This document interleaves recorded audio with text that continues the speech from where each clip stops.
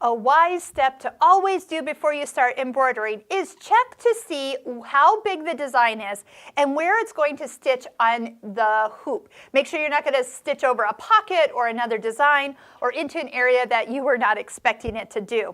So after you select your design and come to the embroidery stitch out screen, the where to check all the corners or even find the center of the design is actually in the design positioning. Find the yellow flower with the 4 arrows.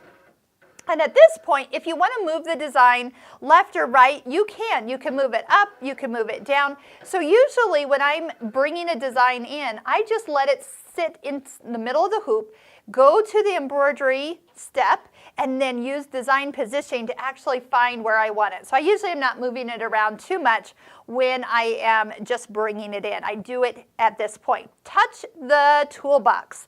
The toolbox has the bubbles that have each of the 4 corners highlighted. So for right now, it has moved the needle to the upper left corner of the design. So I can see, okay, all right, that's how far to the right it's going. How far down and back over. And actually, I kind of already was peeking and using these because I had this piece of green fabric and I wanted to actually see, was it big enough for this applique that we're about to do?